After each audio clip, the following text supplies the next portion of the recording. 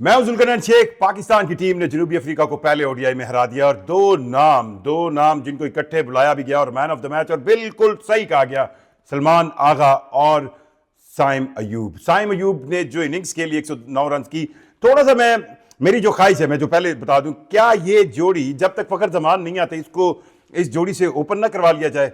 ये जो कॉम्बिनेशन बना हुआ है, क्योंकि पाकिस्तान फखर जमान के बाद ओपनर बहुत ज्यादा मिस कर रहा है। और आज की जो ये पाल में के अंदर पाकिस्तान ने ये जो मैच जीता है, इसमें कई चीजें बहुत अहम है। फॉर एग्जांपल कि पाकिस्तान की टीम चेज करने में बड़ी बुरी है, ये दुनिया पूरी को पता है कि हम चेज नहीं करते। और ये पाल का वो ग्राउंड है जिसके अंदर अब तक 5 दफा चेज करके कोई टीम जीत सकी और 4 दफा शायद उसमें जनूबी अफ्रीका थी। और आज जब टॉस जीता जनूबी अफ्रीका के कप्तान, जो उनको कहना कि एक एडवांटेज हुआ टॉस जीतने का, उन्होंने पाकिस्तान के लिए एक टारगेट सेट करने की कोशिश की और रीलोडेड, यस मेरा ख्याल है ये लफ्ज़ ज़्यादा अच्छा होगा सलमान आगा के लिए, कि वो हमें कुछ ऑस्ट्रेलिया के अंदर फिर थोड़ा स्ट्रगल करते हुए जिम्बाब्वे में भी उतनी परफॉर्मेंस नज़र नहीं आई और फिर जनूबी अफ्रीका के खिलाफ T20 में भी वो कुछ ज़्यादा परफॉर्म नहीं कर सके। लेकिन आज वो रीलोडेड नज़र आए और उन्होंने जिस तरह पहले 4 विकेटें हासिल की, उसी वजह से जो है 239 का एक स्कोर कर सका जनूबी अफ्रीका का। लेकिन पाल के इस ग्राउंड के अंदर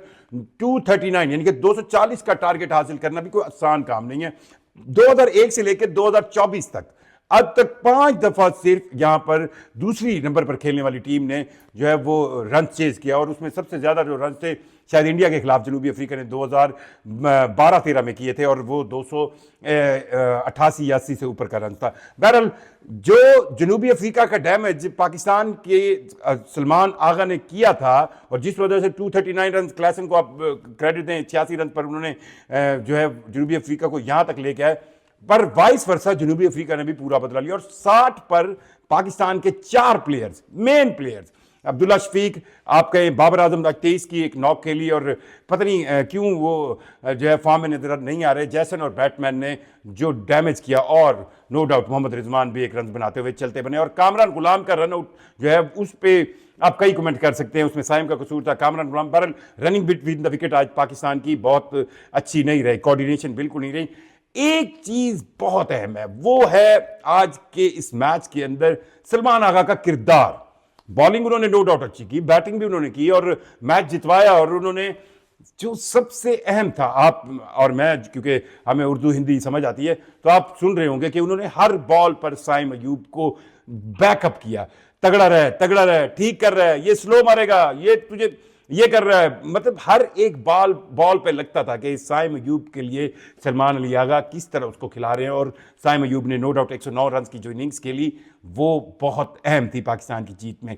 अब आप ये देखें कि इस पूरे मैच के अंदर साइम अयूब जो ओपनिंग आए हैं, अब साइम अयूब का जो टच है T20 में आपने देखा 98 रन स्कोर किए उन्होंने, हालांकि वो मैच हम नहीं जीत सके और उसमें वही स्ट्राइक रेट का इशू था और आज भी हमें एक टाइम पर स्ट्राइक रेट का बहुत बड़ा इशू था। बैटमैन का 35वां ओवर जो उन्होंने किया और जिसके अंदर साइम ने उनको 2 छक्के लगातार मारे और फिर एक चौका और फिर 22 रन उस ओवर में आए। ये वही बैटमैन है जिन्होंने पाकिस्तान इनिंग्स का स्टार्ट जो है वो बड़ा ही भयानक किया था। 60 पर जो 4 खिलाड़ी गए थे, एक तो रन आउट थे, दो जो मेन प्लेयर हैं बाबर आजम और मोहम्मद रिजवान, इनको आउट करने वाले बैटमैन थे। और इस बैटमैन के 35वें ओवर से ही गेम ने पलटा खाया।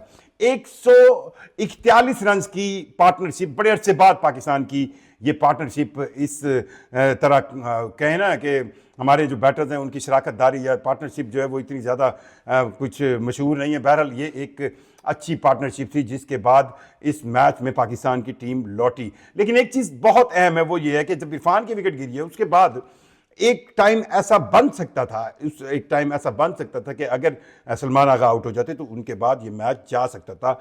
लेकिन सलमान आगा ने एज ए जो उनको वाइस कैप्टन बनाया गया था और फिर मैं भी यही समझता हूं कि जब उनको वाइस कैप्टन नहीं लिखा गया तो यही समझा गया कि वो कैप्टन नहीं। लेकिन आज की इस पहले ओडीआई में पाकिस्तान टीम की तरफ से सलमान आगा जो है वो लगे कि फुल रीलोडेड है। उन्होंने जिस तरह बॉलिंग की, उन्होंने जिस तरह खुद बैटिंग की और जिस तरह उन्होंने साइम अयूब से बैटिंग करवाई, एक चीज हमें बहुत ज्यादा गौर तलब है, वो है आज के इस मैच के दौरान running between the wicket. Pakistani कोई अच्छी रनिंग, मतलब रनिंग बिटवीन द विकेट से 2 चीजें होती हैं।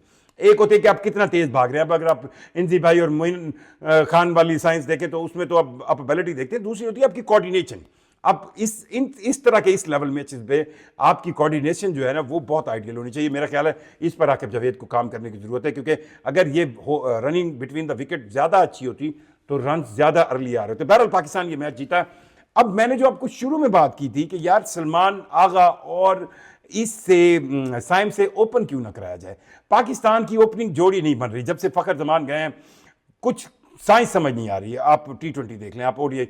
सो एक एंड तो साइम अयूब ने संभाल लिया, और ये बहुत पाकिस्तान की बैटिंग में या पाकिस्तान की बैटिंग लाइन में जब ओपनिंग आ जाए, आप तारीख उठा के देख लें, जब कभी भी हमें अच्छे ओपनर मिले हैं उसके बाद पाकिस्तान की बैटिंग जो है वो उसको कोई पकड़ नहीं सका। और जब बैटिंग हमारी अच्छी हो जाए तो बॉलिंग तो वैसे ही पाकिस्तान की वर्ल्ड क्लास है, तो फिर मैचेस आते हैं। पहले ओडीआई के अंदर पाकिस्तान टीम ने यह साबित किया, टीम पाकिस्तान ने, कि वो ओडीआई की अच्छी टीम है। और कंपैरेटिवली आप देखें ऑस्ट्रेलिया के अंदर 22 सालों बाद पाकिस्तान की टीम सीरीज जीती थी, जिम्बाब्वे को भी हराया।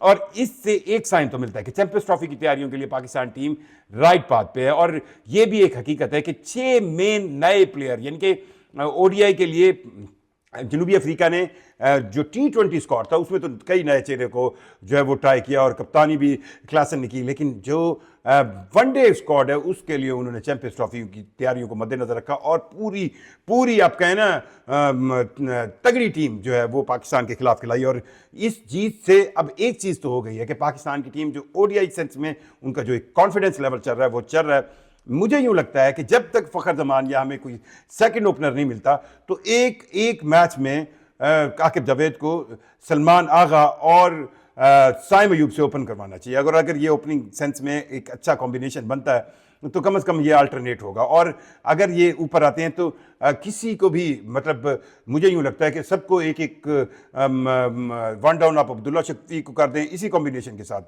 तो अब्दुल्ला शफीक भी शायद जो नई बॉल से ज़्यादा अच्छा नहीं खेल रहे, वन डाउन पे उनको कोई ज़्यादा चांस मिले। और बाबर जो है वो अगर 2 डाउन हो है, रिजवान और फिर जैसे आपके पास इरफान है। और सो इससे मुझे यूं लगता है कि हमारी जो एक ओपनिंग ज़रूरत है वो पूरी हो सकती है। और आकिब जावेद ज़्यादा क्रिकेट मुझसे समझते हैं, हो सकता है वो ऐसा एक्सपेरिमेंट करें। बहरहाल पाकिस्तान की टीम ने पाल के उस ग्राउंड में जहाँ पर चेज़ करना आसान नहीं है, जहाँ पर अब तक चेजिंग में पिछले 20-22 सालों में सिर्फ 5 मैचेस जो है वो चेज़ कर किए जा सके, और उन 5 में से 4 जनूबी अफ्रीका ने चेज़ किए थे।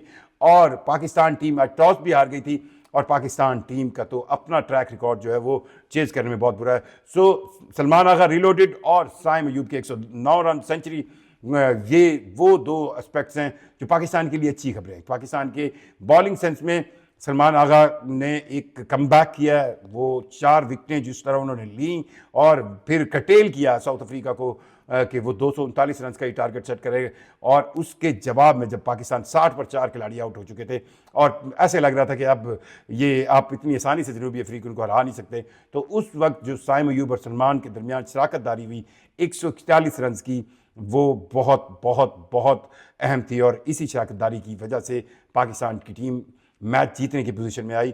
नो डाउट एक सेंचुरी स्कोर की साइम अयूब ने, उनका बहुत अच्छा कंट्रीब्यूशन है, लेकिन जिस तरह सलमान आगा ने उन्हें खिलाया ये एक बड़ा प्लस साइन है। और वो जो रिजवान कह रहे थे कि टीम में मैं नहीं हम हैं, तो वो साइंस नजर आई। सो पाकिस्तान की टीम इस सीरीज़ में 1-0 से लीड कर रही है और लग यही रहा है कि ये वनडे सीरीज़ पाकिस्तान ही अपने हाथ से जाने नहीं देंगे। शुक्रिया।